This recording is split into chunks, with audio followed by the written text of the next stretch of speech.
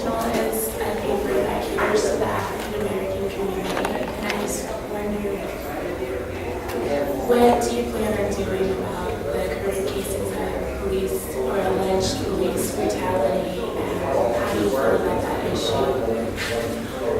You know, I was city attorney before I was a mayor, and worked with the District Commission after running the incident, and recognized that LAPD needed to do a better job of investigating misconduct, and we've made a number of significant changes, but we felt they weren't enough, and so the Justice Department went to sue the city, basically the police department to do a better job of resolving complaints after members. I negotiated these things. Talked about the number of more to go on that. I think the key is make it friendly, easy for people to file complaints against the police department, to be committed to resolving and investigating that complaint, and getting back to the citizen and to a resolution of that, and to have a system that encourages people not to be afraid to do that. That, in the end, we'd be able to prevent every single incident of police misconduct. And you certainly can make sure that you investigate that and resolve it. We think that will act as a deterrent to any police officer who is not going to follow the Constitution. But it is, I think, really important to community policing, which I think is the way to keep the city safer, to have a real lot of trust between the community and the police department. I think that trust is damaged when people feel like police are mistreating people, that they're treating different people differently, depending on where they come from. I was very strong in our consent decree that we had specific provisions that would address the issue of racial profiling. That the first time LAPD is gathering statistics on who is getting stopped, how often, and why, so that we would have a picture of whether or not any officers or any divisions are engaging in racial profiling. So we're committed to making sure that we can establish that public trust. And you can't do that if people think that they're being mistreated. What are ways that you suggest to rebuild on the trust? No, I think it's, we were very bringing the senior lead officer program this year, which we thought that was very important. But I think, the community police advisory board, the police department has a lot of clubs, neighborhood watch, having police officers spend more time in the community, spend more time talking to people, hearing from the community what their concerns are very important. I think community policing is important too, because we want the police officers to know their community, to know the people there, to know who the people who are supporters of the police department are, good citizens who should be treated that way. Sometimes the police officers don't know the community. They treat everybody with fear and trepidation. We don't want that to happen. We want officers to feel comfortable in communities that they work. And then recruitment is key to that too. We want to make sure we're recruiting more people from the community that we serve to be police officers. As a campus spent millions of dollars on my own country trying to recruit officers to LAPD. With very kind of poor results. We didn't really attract that many people because a lot of people get sticker shock when they see the cost of housing and other issues here in Southern California. I think it's much more productive to actually try and spend our recruiting dollars right here. That's what we do. And we have now, first time, 3 classes back to back of new recruits. LAPD, more on the way. And we had that for over 2 years. And I was pleased with those classes that have many women, police officer candidates, people from communities of color are very represented. And I think that's the key way to improve the trust as well. Okay, great. Thank you, Mayor Hahn. Thank you. Okay, we're ready to get started. The first two people have agreed to allow the press to sit in. So you guys are welcome to sit in on the first two meetings that the mayor has. Okay. But if you don't mind, we would like you to come behind the table.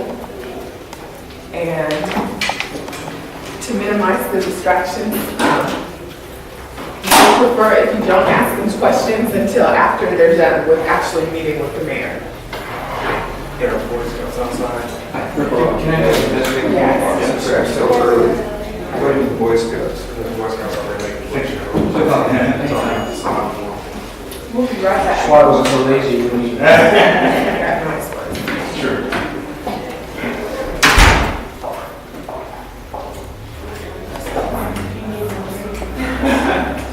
I'll take your way.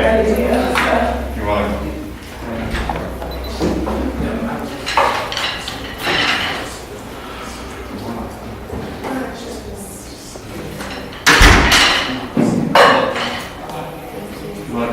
No.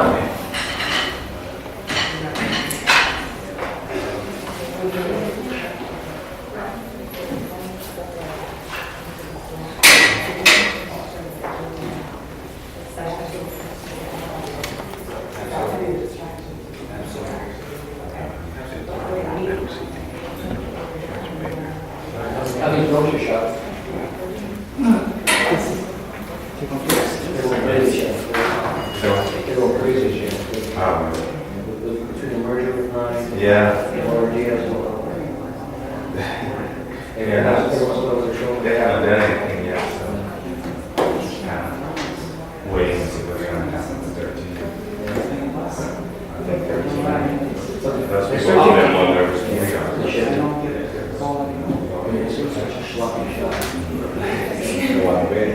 Yeah. For a while, there was some people that were forbidden pleasure for the guy. Watch the channel. That's all I'm doing about this. Is the light. There's a lot of constituents that are here that did not actually get a chance to sign what you need. So we would like it if it's okay with you, you just walk by and say hello. Like to them, and then we'll get started. Because there's people that heard that you were coming, and so we showed up. But they don't have time to answer all of their concerns. All the people who made appointments. Right, just trying to walk by. Okay.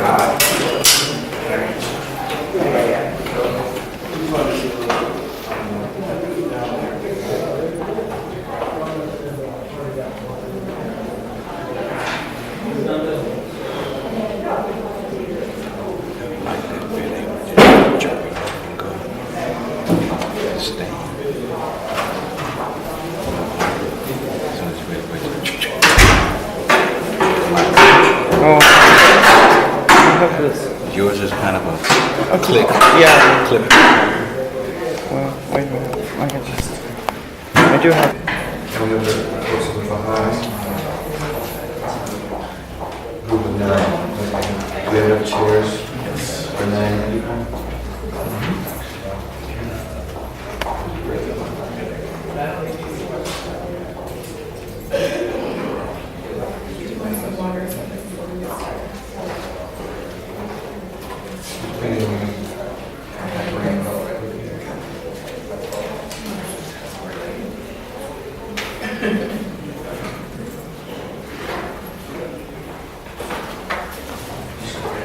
With you outside.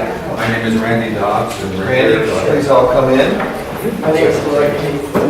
I'm here representing the high schools. Fine, thank you. See you soon. How are you? I'm just doing fast, you know. Oh, thanks. I'm Lois. Hi, Lois. And remember Willow's been beautiful. How are you? Please, everyone have a seat.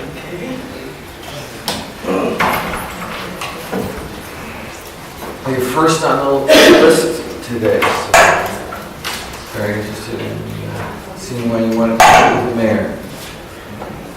Well, we wanted to meet with you so we could let you know who we are. We are in the community. Our center is located in the corner of Lasciaga and Rodeo.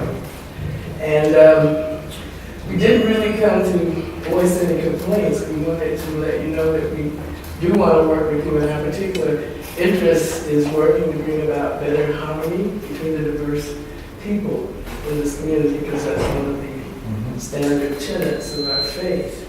And we also wanted to present you with a statement which comes from our highest body in our faith, which is called the statement of, it's called the Promise of World Peace. It's a statement about how we look at these issues of bringing about unity. Oh, well, thank you very and much. understanding of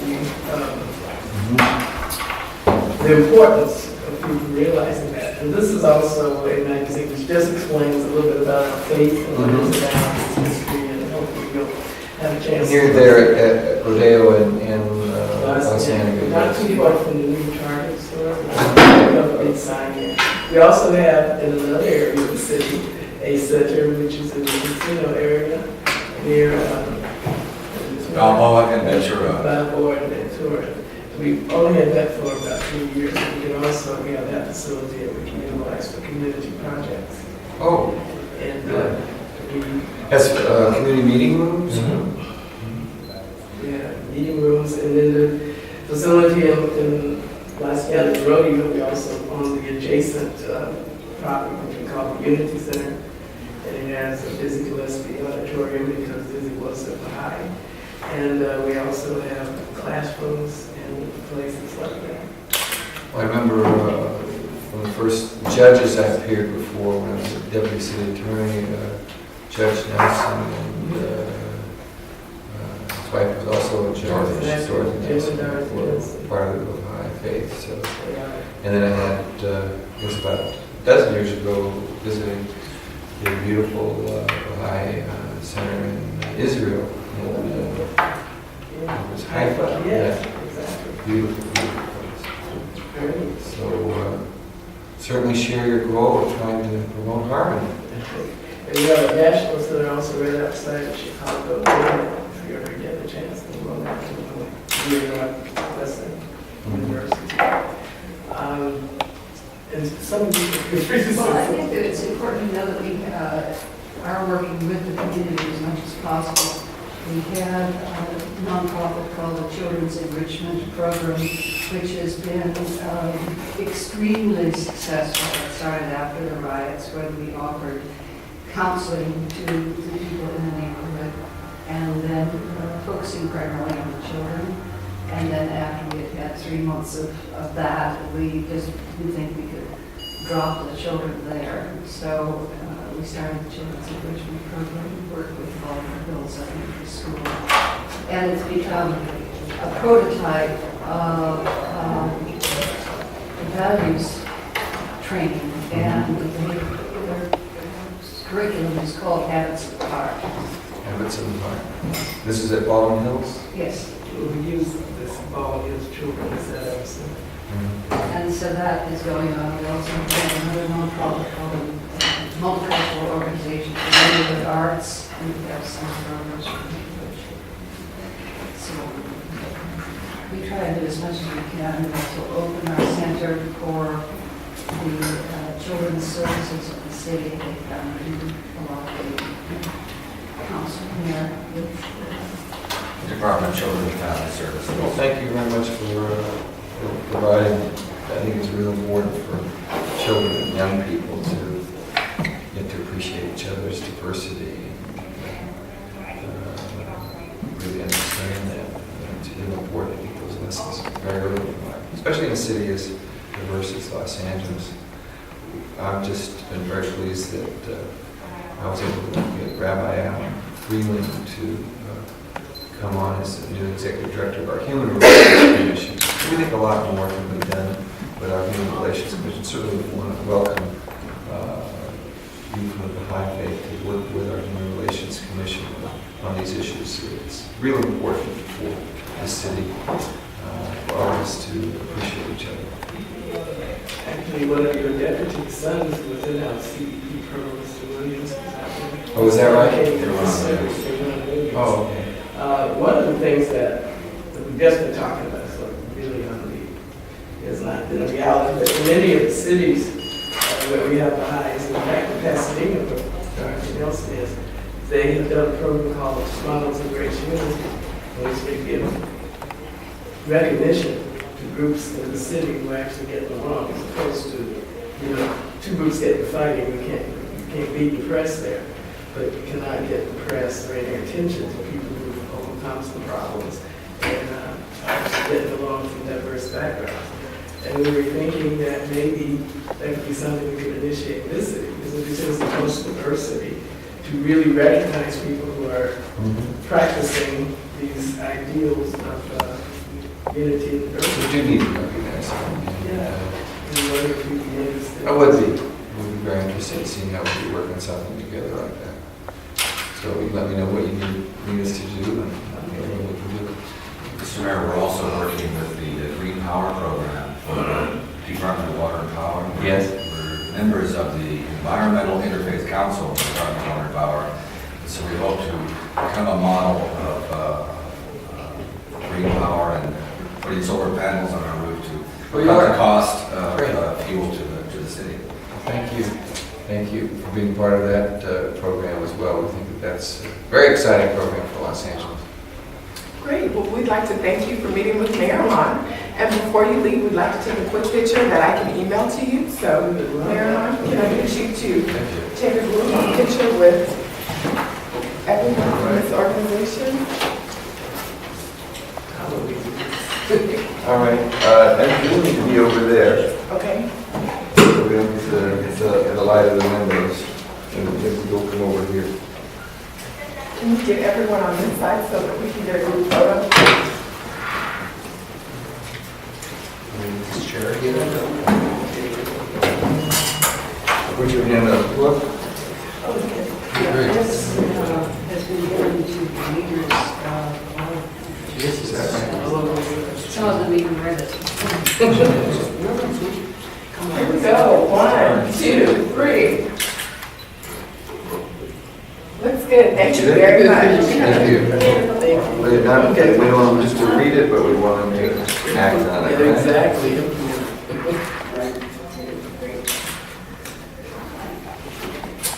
Here's one business card. I'd like to give this to you, and if you give me a call. Yeah, we could. Well, the next one? Can you turn the air conditioner back on in here? Sure, I'll get on. Is that why we're meeting? No, it does it all day, every day. Wow. These windows, Yeah. I don't know why. All right. Hi. Mark the Mayor back. Hahn, this is What's your first name? Mike. Mike. Thank you. Thank you very much, Mr. Mayor. Have a seat. You want to bring this? Yeah, we got a big group here, so you can move Yeah, over. you come closer. All right. So thank you for allowing the press to join us here. What do you want to talk to me about today? Well, I'm my neighborhood representative on the Pico Neighborhood Council that covers this area here. Great, thanks for being in the neighborhood council. And frankly, the big concern of almost everybody on our council is the state of Pico Boulevard, especially between La Brea and probably Fairfax, which is the critical area. What happened was that after the San Marco Freeway went in, Pico went from being a very intensely traveled corridor street. It was, had this sort of commercial development for a private corridor like that. And it went into a decline in the 60s. And what happened was that people who owned the property, the commercial property along here, wanted to develop it. And so they basically got some changes in the zoning laws that allowed approximately 17 body shops to live in this 1 mile stretch of Pico. I believe it's the highest concentration of new body shops in a residential area in the city. Basically, we became a body shop center for everybody who lived in Hollywood, Wilshire District, because they couldn't open up there, so they opened here. Now, I'm realistic enough to see that we're probably not going to be able to get rid of them. But the difficulty is that they're now like weeds in our garden. We've got a beautiful residential neighborhood with $400,000 and $500,000 houses, and yet we've got one of the ugliest commercial streets, and nothing can develop because those buildings are so ugly, the razor wire and all that sort of thing, I think what we really need is, some strict enforcement. Right. And some of the lobby pulpit to try to urge the body owners to bring up the appearance of the shop. I know you go to the west side, you find body shops, you drive by, you know it's a body shop because of the sort of, decor and structures we have around. Because that's really, really see that as being the key to the neighborhood. And I'll meet with Ann Badelman at Building and Safety to see what we can do to have strict code enforcement. I see exactly what you're talking about. Is if we want to bring back the street, these shops are really counterproductive. Yeah. Are there any other violations? Is there noise violation problems or anything else? There are, How about parking some of the cars out on the street? Are they doing that too? again, that's not- there's a variation. There's some of the body shop owners that want to be cooperative for other people who, we have a negative reputation not only with us, but also with the car insurance companies. There are people who park cars on the street. There are people who do open painting in open areas where the paint can drift up to the apartment buildings that are right here in back of body shops. Yeah, that's against the law too. Yeah. So we're looking for safety enforcement, but also Okay. to the extent possible, basically put the onus on the property owners and body shop owners. So if you're going to have something that's a very profitable use of your property, you have to plow some of that money back in so the negative effects of the body shop are not imposed on the I neighborhood. think that's great. I'd like to do it. How about your neighborhood council? Have you actually contacted these body shops too? We're just starting to do that. There's Okay. a body shop that came for a routine, they figured it was going to be a routine appeal to be able to do painting outside, and we got 250 signatures, and I can't remember what body it was for, so I couldn't go that day. And they were denied, and it was the first time somebody had been denied on this boulevard, and suddenly we have the attention, at least of the better body shop owners at this point. Well, yeah, that shows the power of neighborhood councils so you can get the word out. Exactly. It's the neighborhood councils are linking up all of the various frustrated neighborhood activists. Good. Well, you can become a lot more powerful in numbers. I think you've never seen one of these denied before because nobody hears from anybody. They don't know that there's any opposition to it. Exactly. No, I understand that. But I think also there may be, because I don't know the law close enough, there may be a need for some sort of legislative approach, either body shops in general or the body shops on the street, because of the intense concentration. If we had one or two, maybe three, I don't really think it would be holding back the development of the entire neighborhood. I mean, when real estate people sell homes around here, they give people all sorts of circuitous directions so they come in so they don't have to drive by Pico. Well, you know what? We can look at this. We have community plans around the city that obviously, we might want to look at an update or revision of the community plan in this community to see exactly what zoning regulations we want to have so that we can control this kind of use and make it compatible with the residential use that we have here. If the present plan allows this kind of development, what we have to say is look at revising it for the future. And in the meantime, I'd certainly like to do what you're saying. If the neighborhood council, you'll do that, you'll contact those body shop owners. Our office will do the same thing. We'll work with our council office here to do the same thing. But the first thing I want to do is get with our town manager, building and say, look, you guys, we want to go out and make sure everybody's following the law here. We don't want any violations. We don't want cars being parked out on the street, work being done in the street, open air painting and those kinds of things. That's the first step. And then the second step, we might want to talk to your neighborhood councils, but we want to do an update to the community plan. Two specific issues that you raise problems.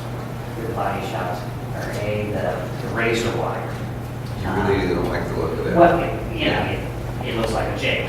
And so the question, I don't know if there are any zoning limitations on the use of razor wire. And secondly, the use of the open gates where all the wrecked cars parked in the body shop are visible from the streets. I mean, if you just had solid gates So it's so okay, you could yeah. see it, that would make that would make the situation a lot less bad. If you have solid gates with no razor wire, and I don't know That if seems those things are reasonable to me. within, and that'll probably solve about 40% of the problem.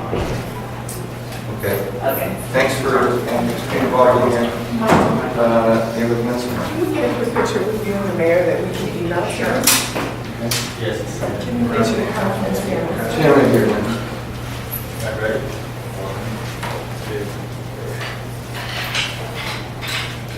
Thank you. All right. Give me a call, you can email the picture to me. All right.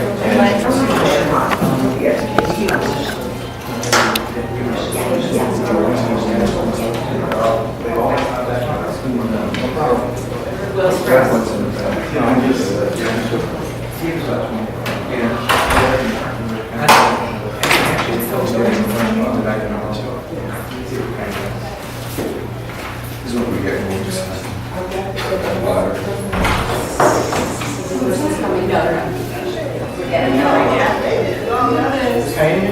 There's, I would want to contact this quick person.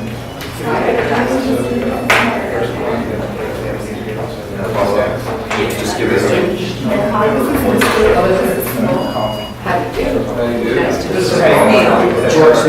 Hi, George. Hi, Camille. Have a seat. My office for the day. It's not that we want